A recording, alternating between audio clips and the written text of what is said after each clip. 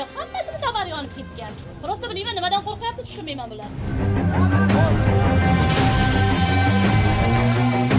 Meniki bir 35 ming 40 ming orasida bor.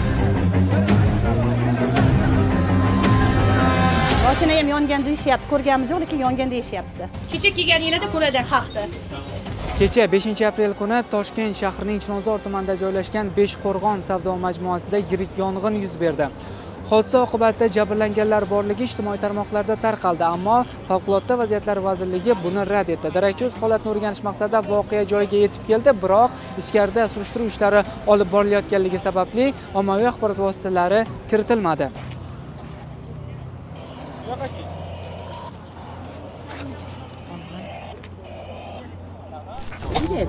Anaqa mana stenkaga mashina qo'yamiz, gazelimiz bor, ko'chada tadbir ko'rishimiz.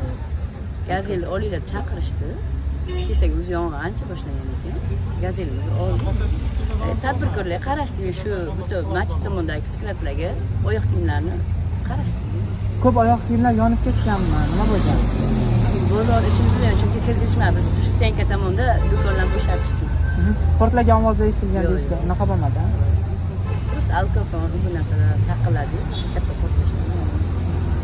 Sekin boshlandi, keyin birdan kuchayib ketdi, hamma qo'rqib ketdi. Borib qaradik. Do'konchilarga yordam berdik, yuklarni olib chiqishdik. Bugun juda xavfli, Alloh o'zi asrasin bu narsadan.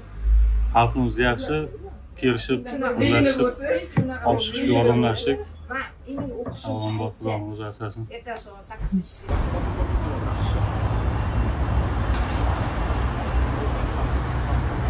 Hozir orqamda ko'rib turgan insonlarning barchasi tadbirkor. Kechadan buyon ular uxlamasdan yong'in bo'lgan joyga kira olishmagan. Biz mana shu Beshqo'rg'on nimasiga, bozoriga kamera, mana o'zi kamera sizlar bilsangiz kerak, hammaning kamerasi mana shu yerda.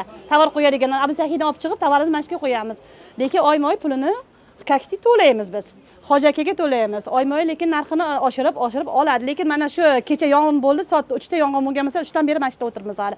Kirgizgani yo'q, nima bu sababini ham bilmaymiz ham, nima bo'layotganini ham bilmaymiz. Hech kim bizga javob bergani ham yo'q. Tovarlar yo'q, umuman ruxsat yo'q. Kirishga ham ruxsat yo'q, olib chiqishga ham ruxsat yo'q. Nima sotardinglar? Oyoq kiyim.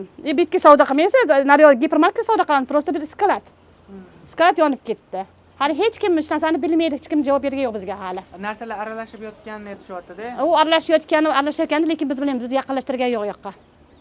Nima bo'lganini ham bilmaymiz, boshqa bo'lganini ham bilmaymiz. O'tiribmiz mana shu yerda qarab, qani kim bilsin, kim kelgan bo'lsa hali kirgizmayapti, o'sha hal qilgandan keyin kirgizamiz deyishyapti, kutib o'tiribmiz o'shani. Ichkarida mashinalar ham yongan. Mashina ham yongan deyishyapti, ko'rganimiz yo'q, lekin yongan deyishyapti. Portladi degan ovozlar eshitildi. Yo'q, uni bilmaymiz biz. Lekin mana shu yerda kechadan beri o'tiribmiz.